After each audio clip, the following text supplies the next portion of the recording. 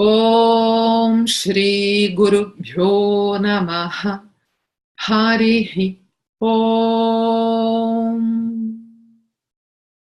Om Sahana Vavatu Sahanau Bhunatu Sahaviryam Karavavahei Tejasvinavadhitamastu ma vidvishavahei. Om Shanti Shanti Shanti. Om Namo Brahmadibhyo Brahma Vidya Sampradaya Kartrabhyo Vamsharshibhyo Mahatbhyo Namo Guru Bhyaha Sarvo Paplavarahitaf Prajnanaganaf Pratyakarto Brahmaivahamasmi Brahmaivahamasmi Adhihi Bho Bhagavaha.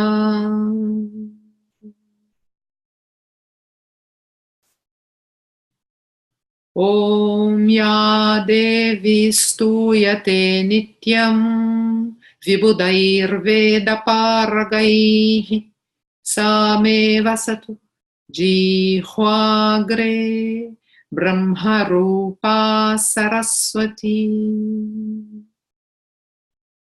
Om.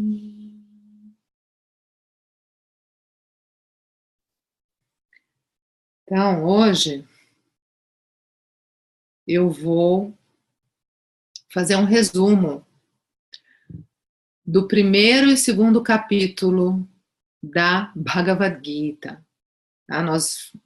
Um grupo que estamos aqui juntos estudando a Gita, no primeiro semestre estudamos o primeiro e o segundo capítulo. O primeiro só dei, porque o primeiro capítulo da Gita é o contexto, a história ali, o que está acontecendo, onde a Gita é inserida, onde esse ensinamento de Krishna para Arjuna, tá? Que são esses personagens centrais da Gita.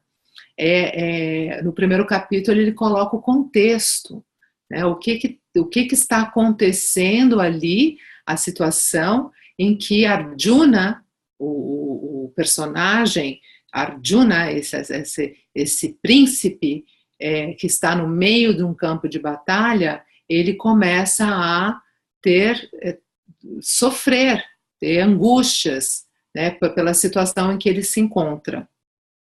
Rapidamente eu vou colocar então esse contexto. Provavelmente vocês já escutaram o termo Mahabharata.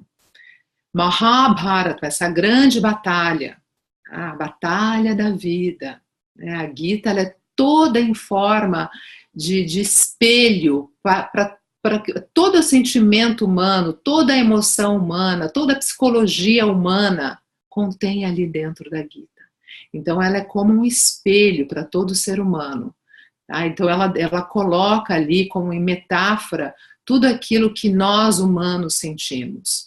Então o contexto do primeiro capítulo é essa grande batalha, que eu não vou começar, não vou poder aqui colocar a história do porquê que essa batalha aconteceu, mas tem essa batalha entre famílias, são primos contra primos. O Dharma, que é Arjuna, aquele que protege o Dharma, as leis universais, ou aquilo que são os valores universais, e ao outro lado são as pessoas que escolheram estar ao lado do Adharma, né, que era representado pelo um dos seus primos, que também príncipe, Duryodhana, que ele é aquele que não consegue, ele é a encarnação do Adharma. E Arjuna precisa lutar contra, precisa destruir o Adharma. Então ele está diante dessa batalha em que ele está lá no campo de batalha, em que ele precisa lutar contra pessoas que ele conhece, que são pessoas que ele cresceu junto, e pessoas até que ele ama, como alguns personagens ali. né, que é o seu mestre de armas, e um primo que chama Bhisma, ele tem apreço, afeição por essas pessoas que ele cresceu junto, mas essas pessoas escolheram estar ao lado do Adharma. Então ele precisa lutar. E ele escolheu, como aquele que conduz a sua carruagem, ele escolheu Krishna. O outro lado, Duryodhana, que é esse primo dele, escolheu o exército de Krishna, que Krishna deu essas duas opções. Ou eu, como condutor, ou o meu exército. O outro chegou primeiro, escolheu o exército, achando que tinha ganhado, né, tinha vantagem. E Arjuna, que ficou com Krishna, era exatamente o que ele queria, porque ele sabia que tendo Krishna, o Senhor, do seu lado, era aquilo que ia definir o sucesso da batalha. Então, ele está nesse campo de batalha, olhando para todas essas pessoas que ele tem apreço, né? E começa a sentir angústia, começa a sentir sofrimento, porque até o próprio pensamento que ele vai ter que matar essa pessoa, ele ainda nem começou a batalha, mas a própria imaginação de que essa pessoa vai morrer já é motivo de grande sofrimento para Arjuna. Então, o primeiro capítulo, a gente pode, o primeiro e o início do segundo capítulo da Bhagavad Gita, Krishna, ele apresenta o Arjuna, o título dessa primeira porção chama-se Sharanagati. Arjuna, que é esse príncipe, Arjuna Sharanagati. É quando Arjuna descobre o problema do samsara, que falamos na aula passada, o que é o samsara. Então ele vai descobrir isso no meio do campo de batalha, nessa hora, a hora da crise, que se descobre intensamente o problema do samsara, como todo ser humano, na hora da crise, né? O problema do samsara, que é o quê? Falamos na aula passada. O problema do samsara. Eu me considero um ser limitado. Eu sou um ser limitado, cheio de limitações. Essa é a minha noção, o meu julgamento, o meu respeito. Como eu sou um ser limitado, eu tenho muitas necessidades para me sentir completo, porque eu quero o quê? Eu quero ser completo, absolutamente completo. Eu quero ser ilimitado. Essa pressão interna. Eu tenho uma pressão interna para me sentir completo. Então, para me sentir completo, eu tenho desejos e apegos. Porque eu quero coisas que me completem, eu quero pessoas que me completem, porque eu acho que eu sou incompleto. Eu sou limitado e incompleto. Então, eu quero pessoas e coisas e objetos e experiências que me completem. Eu tenho desejos. Mas, quando eu obtenho esses objetos do meu desejo, eu não quero perder. Eu não quero perder. Eu não quero perder agora, eu não quero perder nunca. Eu sei intelectualmente que isso é completamente irracional, porque tudo é temporário nessa vida, é uma lei. Tudo é temporário, tudo que nasce, morre. Tudo que começa, termina. É uma lei universal, mas eu, mesmo sabendo intelectualmente, eu, emocionalmente, não quero perder de jeito nenhum. Eu não quero nem imaginar perder, nem imaginar. E só isso me causa dor. Então eu tenho esses desejos para me sentir completo e eu crio dependências. Eu crio apego. Arjuna estava apegado a essas pessoas, essas que ele gostava, que ele estava vendo lá na frente, quando ele estava no centro do campo de batalha. Até a imaginação de perder Bhisma e Drona, esses dois amigos, causava grande sofrimento para Arjuna. Então, o que o samsara é? Incompleto, desejos, apego e dependência E esse apego e dependência, o que ele causa? Sofrimento. Mas, consequentemente, vai causar sofrimento. Por quê? Porque tudo é temporário. Então, apego, sofrimento. E o sofrimento, o que traz para a pessoa quando ela está com medo, quando ela está sofrendo, quando ela está com angústia, preocupação, ansiedade da perda, ansiedade que aquilo é temporário? O que traz para ela? Traz uma confusão mental, conflito mental. Ela perde a capacidade de julgar entre o que é certo e errado, a capacidade de julgar o caminho, o curso certo das coisas. Ela perde essa capacidade de fazer julgamentos e decisões conscientemente, quando ela está em conflito, quando ela está em sofrimento. Esse, resumidamente, é o samsara, que em sânscrito é raga, apego e dependências. Shoka, sofrimento, porque o apego e dependência vai levar ao sofrimento. E moha, que é essa confusão, esse conflito mental, essa falta, pelo conflito do sofrimento, essa falta de discernimento. Então, raga, shoka e moha, que é esse sofrimento, essa confusão mental, moha. Tá? Isso, resumidamente, é o samsara de todo ser humano, todos os seres humanos, algo universal, não é só de Arjuna, né? É universal. Então, nesse momento, Arjuna, com essa confusão mental, causada pelo sofrimento dele, causada pela angústia dele, ele começa a falar, dar um sermão, inclusive, para Krishna. Um sermão. E ele começa a falar para Krishna: como que eu vou, então, lutar nessa batalha contra pessoas que eu tenho apreço, contra pessoas que me ensinaram, meu mestre de armas, que eu conheço desde pequenininho. Isso é adharma, isso não é correto. Eu não posso fazer essa batalha. O certo seria se eu largasse tudo isso aqui agora, nesse momento, pegasse essa carruagem, saísse e fosse me colocar ali debaixo de uma árvore e meditar o resto da minha vida. Você não está me dizendo que o importante é ter autoconhecimento? Então, como assim que você está falando que é necessário que eu faça parte dessa batalha? Então, ele começa a falar para Krishna como se ele soubesse, como se ele está em confusão e ele começa a dar um sermão em Krishna. Krishna fica calado. Por quê? Porque Arjuna, em sofrimento, em confusão, ele acha que pode resolver o problema sozinho. Ele está tentando resolver o problema sozinho. Enquanto a pessoa está tentando, achando que pode resolver o problema sozinho, você não pode ajudar. Não pode ajudar. Então Krishna fica em silêncio. E Arjuna lamentando, lamentando, lamentando.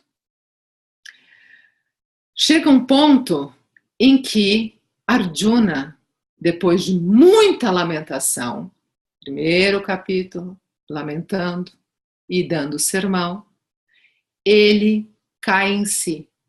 Ele chega num ponto que ele, depois de muito tentar, com angústia mental, tentando resolver intelectualmente, pensando sozinho, ele chega num ponto que é a primeira, digamos, o primeiro acordar.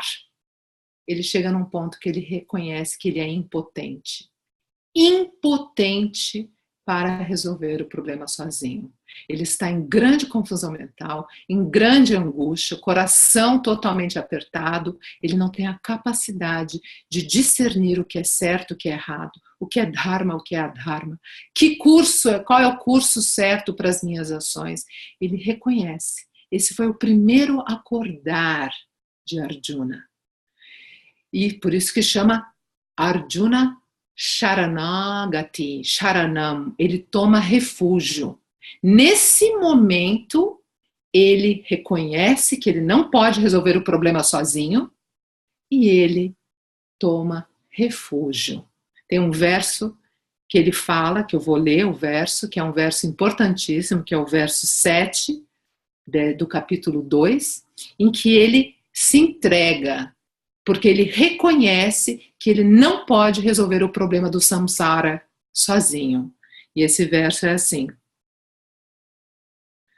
Karpanya dosho pahatasvabhavaha prichami tvam dharma samudhachetaha yachreyasyan nishchitam bruhitan me shishyasteham shadhimam tvam prapannam. Esse é um momento que Arjuna se entrega. Por que eu estou falando esse verso? Porque esse verso, ele fala Shishyasteham. Aham Shishyaha te. Eu sou, Aham, sou o seu Shishyaha. Eu me entrego como Shishyaha, como seu discípulo, como seu aluno. Porque ele reconhece, que ele fala Karpanyaha doshaha. Doshaha, essa impossibilidade de resolver o problema sozinho. Então ele fala para, esse é o verso que ele fala para Krishna. Krishna, eu reconheço que eu não posso resolver o problema sozinho. Eu estou em confusão mental, eu estou com todas as minhas emoções em turbilhão, eu reconheço que eu não posso resolver o problema sozinho. E agora, reconhecendo isso, eu peço ajuda. Porque para eu pedir ajuda, eu preciso reconhecer que eu sou impotente. Impotente para resolver o problema do samsara.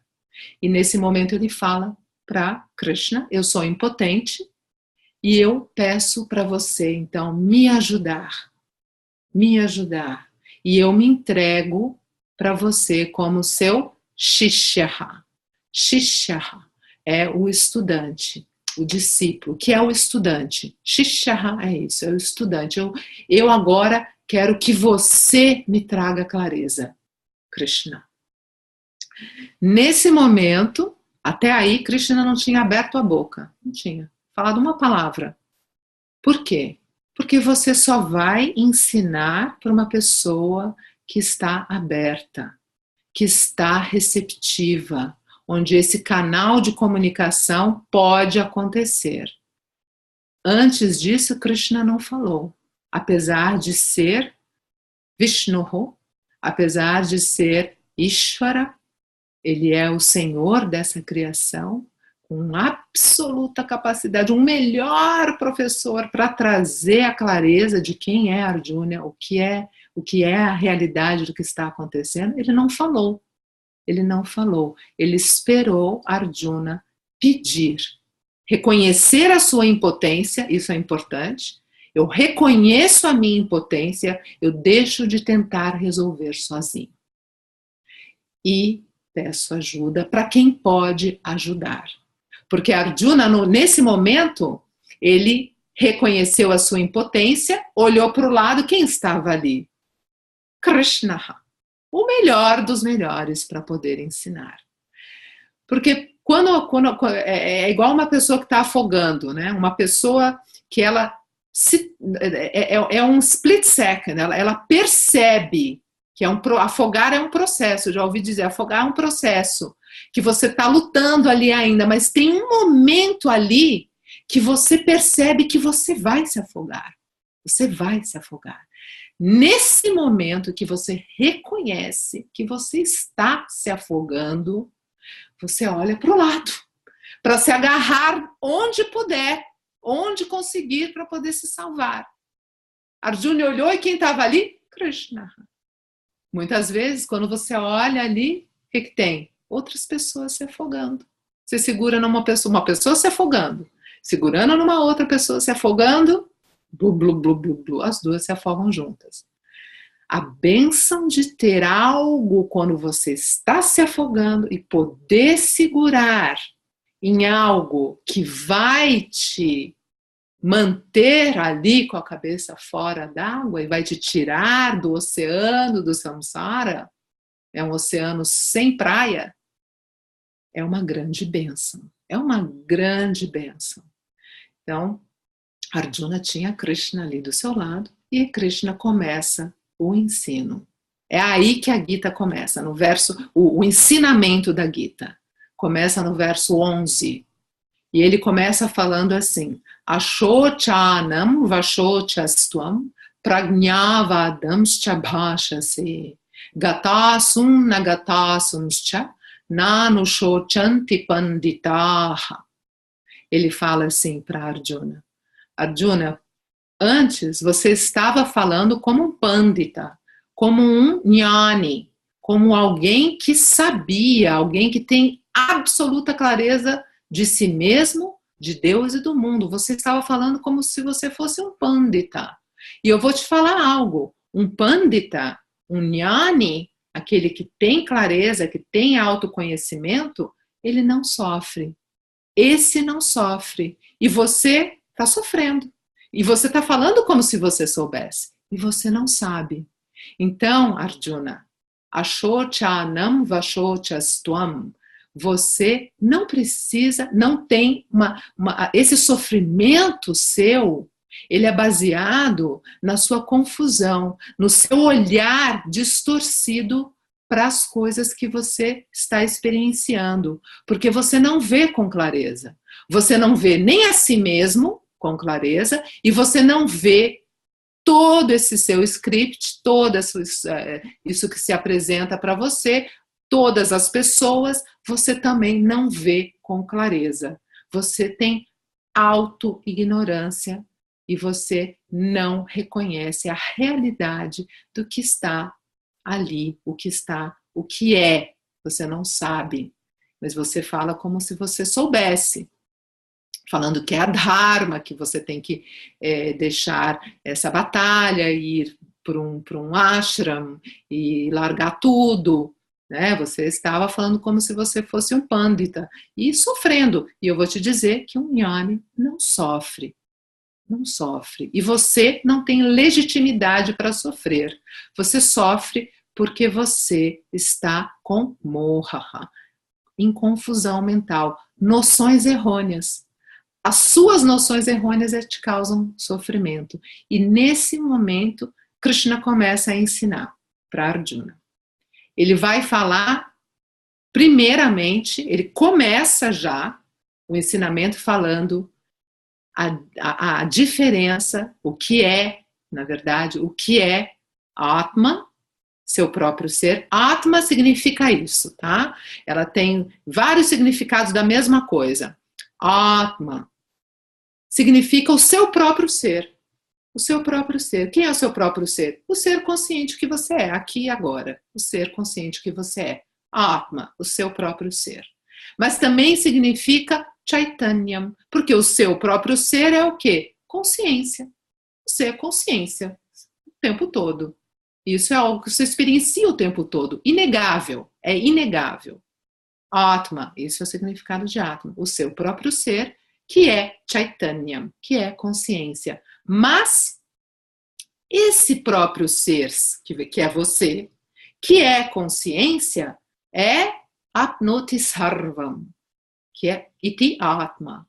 Atma é a palavra, ela é essa etimologia de Apnoti Sarvam, aquilo que permeia absolutamente tudo, sem movimento algum. Isso é Atma, o seu próprio ser. Então, o que Krishna vai falar para Arjuna?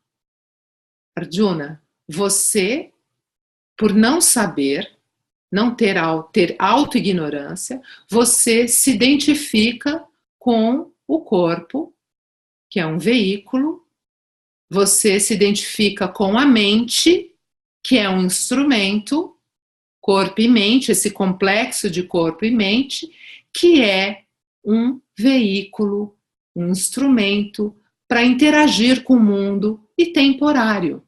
E você se identifica com o corpo e com a mente, que é Anatma. Anatma. aquilo que não é real. A única realidade é Atma. Você é consciência. Esse ser consciente que você é. Essa consciência que você é não é parte do corpo, não foi produzida pelo corpo, não é propriedade do corpo, é um ser. Você é um ser independente do corpo e da mente. Você ilumina o corpo e a mente. Você dá vida ao corpo e à mente, mas você é um ser independente. Independente. E aí ele vai falar, Krishna, ele vai falar de 6 aspectos desse ser que você é, Arjuna. Ele fala, eu vou te falar o que você realmente é, porque você se identifica, em sânscrito a gente chama de abhimanam. Abhimanam é essa identificação com o corpo, todas as características do corpo, todos os aspectos do corpo, eu me identifico. Se o corpo é magro, eu sou magra. Se o corpo é gordo, eu sou gorda. Se o corpo é baixo, eu sou baixa. Se o corpo é velho, eu sou velha. Se o corpo é novo, eu sou nova. Se o corpo é isso, se o corpo é... Todas essas noções, se o corpo é forte, se o corpo é fraco, todas essas noções eu me identifico. Eu sou o que o corpo é. E Krishna diz, você não é. E a mente? Também. Você é um instrumento. A mente é triste, eu sou triste. A mente está deprimida, eu sou deprimida. A mente é brava, eu sou brava. A mente sabe ou não sabe, eu sou burra, eu não sou burra. Todas as emoções, né? Todos os aspectos, sou eu. Tudo isso sou eu. E você se identifica com tudo aquilo que você está objetificando, porque você pode olhar para os pensamentos, você pode olhar para as suas emoções, elas vão e vêm o tempo todo, indo e vindo, indo e vindo, indo e vindo. E quem sou eu? Eu sou isso. E Krishna diz, você não é nem o corpo, nem a mente, nem todos os aspectos da sua personalidade, nem as suas emoções. Você não é. Você é Atma. Você é Chaitanya. Chaitanya. E o que é Chaitanya? Aí Krishna vai dizer, Chaitanya é independente do corpo e da mente. Por ser independente, ela é Nityaha. Ela é eterna. Por quê? Porque quando esse corpo é independente, quando esse corpo ele ruir, a corpo e a mente acabar, o que acontece com Chaitanya, que é independente? Nada. Absolutamente nada. Assim como se a lâmpada quebra, o que acontece com a eletricidade? Nada. Eletricidade não é parte da lâmpada, não é propriedade da lâmpada, não é produzida pela lâmpada, mas ilumina. Pela presença da eletricidade, a lâmpada produz luz. Mas, no momento que a lâmpada quebrar, a eletricidade, ela não é tocada. Ela é absolutamente independente. Ela é indestrutível. Então, ela é Nityaha. Similarmente, Atma é absolutamente independente do corpo e da mente. Ela não é afetada por nada que acontece no corpo e na mente. Então, ela não passa por nenhum tipo de declínio. Ela é Nityaha, eterna. Eterna, continua existindo sem a presença do corpo e da mente. Ela é eterna. Aí Krishna fala que ela é também Sarvagataha. Ela é limitada. Ela é ilimitada. Por quê? Porque a única coisa que tem limitação é aquilo que tem forma. Aquilo que tem forma tem limitação, que são as bordas, né? As bordas. Aquilo que não tem forma não tem bordas, por isso não tem limitação. Por exemplo, o espaço. O espaço que está aqui dentro, ele pode aparentar que ele é limitado pelas bordas desse quarto. Mas na realidade ele é limitado? Não, porque a única coisa que é limitado é o quarto, que tem forma, que tem bordas. O espaço, que é independente, ele não tem nenhuma forma. Espaço não tem forma. Se ele não tem forma, ele não tem bordas. Se ele não tem bordas, ele é ilimitado. Similarmente, consciência, a sua real natureza, esse ser consciente que eu sou aqui e agora, não tem forma. Consciência não tem forma. Ela está presente nessa forma, onde eu posso perceber, mas ela não é limitada pelas bordas da forma do meu corpo. Consciência, que sou eu, é ilimitada. Sarvagataha. E aí, Krishna continua, fala para Arjuna, além de ser ilimitado, você é aprameya. Aprameya, que significa aquilo que não pode ser experienciado como um objeto da experiência, porque você é sempre o experienciador. Você é sempre o experienciador e nunca um objeto a ser experienciado. Você não é um objeto da sua experiência.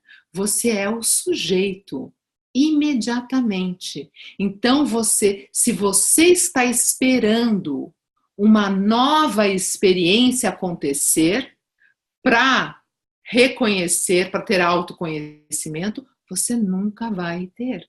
Você nunca vai entender. Por quê? Porque você não é experienciável como um objeto. É igual uma câmera. A câmera tirando várias fotos. Várias fotos. Em todas as fotos, você olha para ela, é impossível ver a câmera. Você nunca vai ver a câmera na foto. Mas, pela própria presença da foto, você sabe que a câmera está ali. Mas ela nunca pode ser experienciada na foto. Por quê? Porque ela é o experienciador da foto. Similarmente, a Atma é sempre o observador, é sempre o experienciador. Nunca vai poder ser experienciado como um objeto, como uma experiência nova. Por que não é uma experiência nova? Porque você sempre foi, o tempo todo. Não é algo novo, é algo que você sempre foi, está sempre com você, está sempre aqui. Não é nem com você, é você imediatamente, no estado acordado, quando você está experienciando todas as experiências, os objetos e as pessoas. No momento em que você dorme, que você experiencia os pensamentos que formam ali aquele mundo em forma de pensamentos, que é o seu sonho, que existem em você. E no sono profundo, você está ali presente, onde não tem nada. Corpo físico largado, não usa mais aquele veículo, nem a mente também foi para o imanifesto, porque não tem sono nenhum, e aquele buraco negro. Mas quem está ali? Eu, consciência, estou ali, não usando nem a mente, nem o corpo, mas estou ali. Por quê? Eu estou ali, presente. Porque no momento que você acorda, você sabe que você dormiu profundo. Foi tão bom meu sonho hoje. Dormi profundamente. Nem sonho eu tive. Teve, né? Mas não lembro. Mas eu dormi. Tem as fases. Dormi sono profundo. Aquele que descansa. Você está ali. Mas não tem nenhuma experiência. Absolutamente nenhuma. Esse ser que você é consciente, inegável, em todos os estados da mente, acordada, sonhando ou no sono profundo, esse ser inegável, esse é Chaitanya, esse é você. E você é a prameyaha. Nunca vai poder ser experienciado como um objeto, porque você é o sujeito. Você é a câmera que nunca pode ser vista na foto. Mas não precisa ser provado. Por quê? Porque é pela própria presença da câmera, pela própria presença da foto ali, você sabe que tem uma câmera. Então você não precisa provar que você existe. É autoexistente. Você é autoexistente, autoevidente para você mesmo. Então essa é outra característica em termos de aspectos desse ser que você é. Nunca é tudo aquilo que você experiencia não é você. Ou seja, o corpo, a mente, os objetos, nada disso é você. Mas tudo isso existe pela sua presença. E aí ele fala também que você é, que Atma, Krishna continuando falando para Arjuna, é Nirvikara. Ela é imutável, livre de qualquer modificação. Nirvikara, livre de qualquer modificação. Por que ele diz isso? Porque o corpo e a mente estão constantemente mudando. Nasce, vem do manifesto, nasce, jayate, cresce,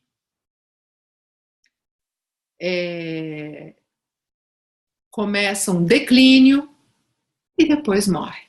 Nasce, cresce, amadurece, declínio e morte. Essas mudanças. E Atma não é livre de todo tipo de modificação. Eu estou presente no corpo de criança, eu, como ser consciente, estou presente no corpo de jovem, no corpo maduro, no corpo em declínio e no corpo no momento que está morrendo. Esse ser consciente é imutável. É livre de todas as modificações do corpo, porque ele é independente, esse ser é independente. E é absolutamente intocado por nada que acontece nesse campo de realidade secundária, é intocável. Da mesma maneira que eu trouxe para vocês, deixa eu ver se eu peguei, não, mas da mesma maneira que se eu pegar um pote de argila e falar todas as modificações aqui no pote, se eu fizer um pote comprido, um pote abaixado, um pote aberto, um pote fechado, todas as modificações, a argila é intocada. Intocada. Por quê? Porque tem realidades diferentes. A argila é independente, ela é a essência do pote, a única substância, a essência do pote, mas ela é intocada por tudo que acontece no pote. Intocada. O pote ele pode aparecer, ele pode ficar velho, trincado, ele pode quebrar. O que aconteceu com a argila? Absolutamente nada. Indestrutível e livre de qualquer modificação. Porque o pote tem uma realidade independente, uma realidade diferente da argila. O que o pote é? O pote é nome e forma. Ele depende da argila. A argila é Satyam. Satyam, a realidade. Real, a única substância real. E o pote? Tem uma realidade dependente da argila. O pote é a argila. O pote é Mithya. É a próxima coisa que Krishna diz para Arjuna. Arjuna, Chaitanya, Atma, é Satyam. Satyam é a única realidade. Todo o universo, incluindo o seu corpo e mente, é Mithya. Depende de Atma. Ele apresenta nesse capítulo 2, ele vai apresentando para Arjuna, tá? Dando assim esses tópicos relevantes, mas a Gita ela tem 18 capítulos, tá? Então ele vai elaborar para Arjuna. Claro que Arjuna ele está ali presente, mas isso vai ser elaborado para entender mais profundamente. E aí ele fala para Arjuna que para tudo isso é necessário, para que você assimile de maneira clara, sem obstruções, é claro que o estudante, como Arjuna, precisa de uma preparação. Preparação, algo que ajude a mente que está ali compreendendo esse ensinamento, ela tenha todas as condições, porque esse ensinamento é algo extremamente sutil, extremamente sutil. Então ela precisa ter condições para poder assimilar profundamente esse conhecimento e reter o conhecimento. E aí que Arjuna começa a falar da preparação, E ele vai falar de Karma Yoga. Primeira coisa que ele fala em termos de preparação, que é Karma Yoga. E o que é Karma Yoga? Karma Yoga tem duas palavras, né? Karma, ação, só que aqui é uma ação apropriada. Ação apropriada. O que é uma ação apropriada? Ação apropriada, em termos desse ensinamento, é uma ação que é sátvica. Sátvica, que significa o quê? Que é uma ação que não é só boa para mim, e prejudica os outros, e prejudica o meio ambiente, prejudica a comunidade, prejudica o universo, que é uma ação rajasa, tá?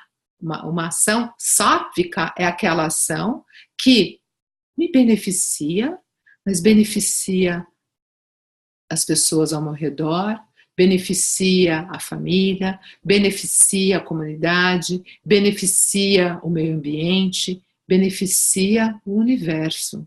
Essas ações que são apropriadas para um estudante de Vedanta, em que eu faço essas ações com uma mente expandida, uma mente que não pensa só em mim, uma mente que pensa no bem de todos. Isso são ações sáttvicas, que é aquilo que eu me comprometo a fazer como estudante de Vedanta. E o que mais? Karma Yoga também significa atitude. A atitude em que eu vou fazer a minha ação e a atitude que eu vou receber o resultado da minha ação. Isso é extremamente importante, porque no momento em que eu estou fazendo uma ação, muitas vezes eu vou ter que fazer ações que não são as minhas escolhas. Não é a minha, não é a coisa, fazer coisas que eu não gosto, muitas vezes. Então, o que Krishna diz para Arjuna? Você tem que fazer, você está diante de uma situação, aquilo que tem que ser feito, você reconhece, ele está numa batalha, ele é um kshatriya, ele é um guerreiro, lutou em várias batalhas. Esse é o papel de Arjuna, ele sempre foi um grande guerreiro, fazer o que tem que ser feito diante do seu script. Muitas vezes não vai fazer o que você gosta.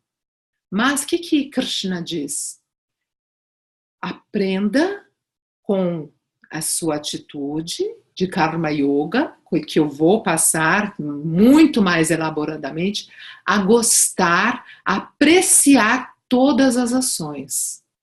Eu não gosto. Se eu não gosto daquilo que eu faço, eu aprendo a gostar de fazer. Eu vou fazer de maneira graciosa, eu vou fazer de maneira de sim, eu vou colocar minha sinceridade naquela ação, né? Então, essa é algo que é um esforço do estudante de começar a reconhecer aquilo que tem que ser feito e como eu vou gostar. É aí que vem o ensinamento de como eu vou gostar daquilo que não foi a minha escolha. São ações que são os meus duties, né, as minhas obrigações. Eu começo a colocar uma atitude de oferenda. Oferenda ao todo. Eu reconheço essa ordem infinitamente inteligente desse universo que manifestou o meu script que está ali, que se apresenta para mim. E que toda essa criação não existe separada do seu Criador. toda essa criação é Ishvara. É aquele que rege essa ordem infinitamente inteligente e que manifestou para mim aquela situação, aquele script que está ali se apresentando para mim, se manifestou das mãos de Ishvara. Eu reconheço como estudante de Vedanta, vendo com clareza, com a ajuda de Krishna, eu reconheço, e a minha ação, ela não passa mais a ser o que eu gosto, o que eu não gosto. A minha ação, ela se torna uma oferenda, eu vou participar, fazendo a minha parte, diante daquilo que tem que ser feito no script que se apresenta para mim. Então a minha atitude se torna uma oferenda, todas as minhas ações, é uma oferenda ao Senhor do Universo. Eu faço uma arpanam, chama Ishvara Arpanam, uma oferenda a Ishvara. Ishvara Arpanam, todas as minhas ações. E como eu vou receber os resultados das minhas ações? Da mesma maneira. Esse resultado, que eu não tenho controle nenhum, são vários fatores, né? Esse resultado que se apresenta para mim, resultado da minha ação, eu recebo graciosamente, vendo com clareza que vem das mãos de Ishvara, que apresenta aquele resultado para mim dentro de uma ordem infinitamente inteligente, que vem ali das mãos de Ishvara. Coloca os meus pés, especialmente feito para mim. Como eu vou receber, então, esse resultado? Como prasadam, prasadam, uma grande bênção. Algo que é um presente para mim. Se for doloroso, eu processo em forma de lágrimas, reconhecendo que é uma bênção. É uma bênção, algo que veio e apertou um gatilho, porque a dor estava em mim, não estava na experiência. Só trouxe para poder fazer uma cosquinha e abrir a caixa de Pandora, e essa dor que estava lá embaixo, no fundo do lago, poder sair de mim e me deixar mais livre. E me deixar mais livre. Então eu reconheço que a dor é bênção, infinita bênção, porque ela não está vindo, ela está indo embora. Durga, dor. Ga, gacchati, que está indo embora. A dor nunca está contida na experiência. Ela nunca está contida no objeto externo. Ela está em mim. E essa experiência, ela só toca, ela só vai apertar o botão e essa dor vai se manifestar do inconsciente para o consciente e ela vai sair. É uma grande bênção. Todas as lágrimas, elas se convertem em lágrimas de gratidão quando você está com essa visão clara das coisas, que é o que Krishna está trazendo para Arjuna.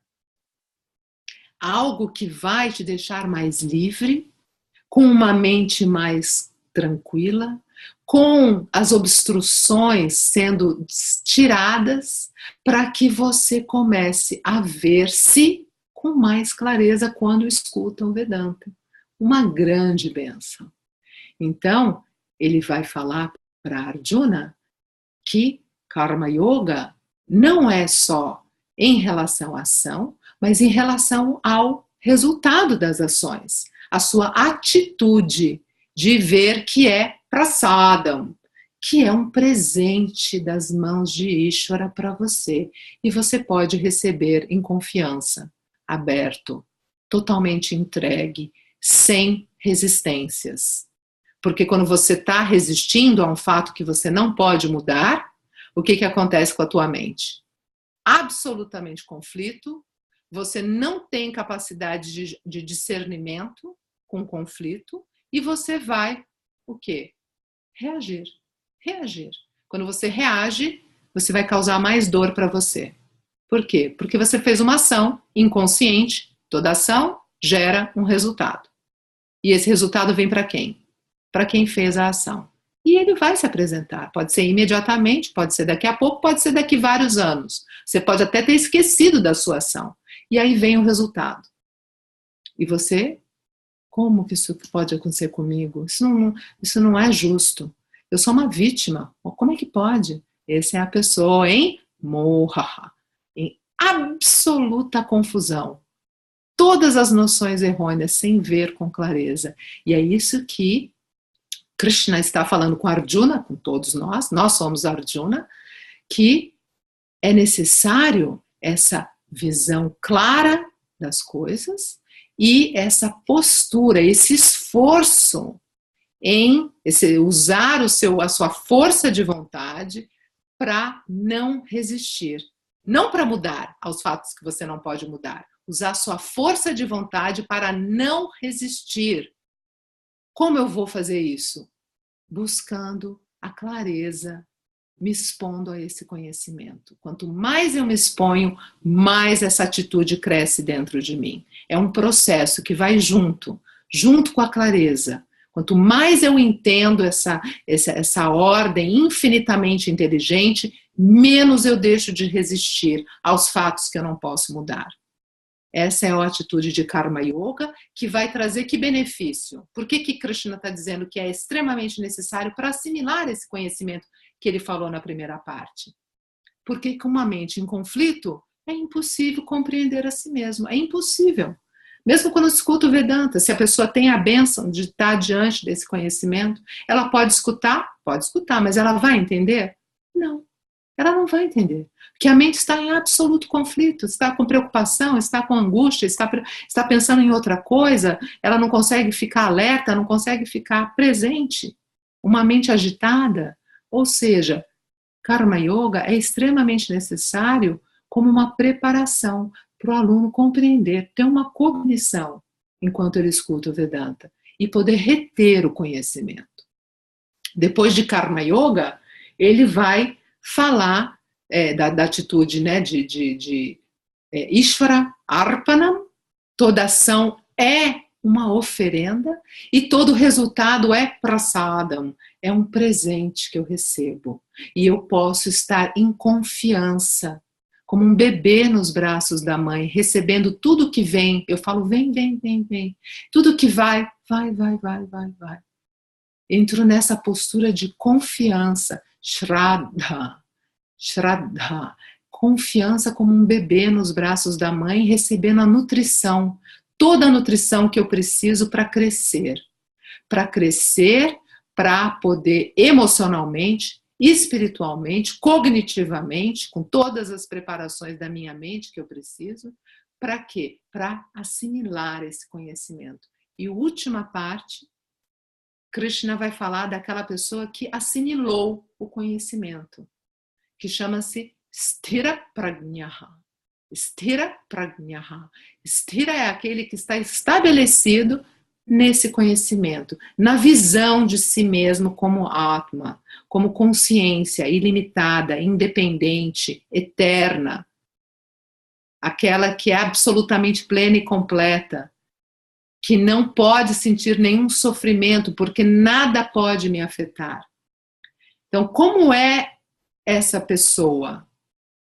Tá? Então, a próxima aula, eu vou falar essa última parte que a gente viu com um outro grupo, que é falando dessa pessoa que passou pelo Jnana Yoga, se expôs a esse conhecimento, escutando, Shravanam, Mananam, tirando todas as dúvidas, e também colocou todos os seus esforços no sadhana espiritual, Karma Yoga, que passou sobre essas duas fases que podem vir juntas, Jnana e Karma Yoga. Jnana Yoga, Karma Yoga.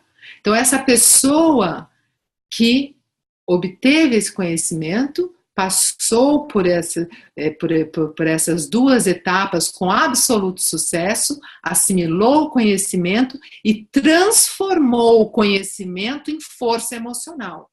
Porque eu posso compreender, né? Porque quem se expõe ao Vedanta tem uma mente brilhante, para poder primeiro reconhecer que precisa se expor. Uma mente brilhante, intelectualmente. Mas esse conhecimento não é algo que só eu compreendo, eu tenho uma cognição e parou ali. Não, é um conhecimento que ele precisa ser assimilado em forma de força emocional, em forma de estabilidade emocional, de completude. Então, é algo que precisa ser transformado em força emocional. Então, esse Sthira Prajnaha é essa pessoa que fez essa transformação da cognição para a assimilação e transformando isso em força emocional diante de todos os aspectos da sua vida, porque essa pessoa continua vivendo, como todos nós, continua vivendo a sua vida normal, mas como um jnani, como alguém que não está sofrendo mais, absoluta força emocional. E é isso que nós vamos falar na próxima aula. Tá? Fazer um mantra, a gente terminar. Vejo vocês na próxima terça. Om Purnamadah Purnamidam Purnat Purnamudachyate Purnasya Purnamadaya Purnameva Vashishyate.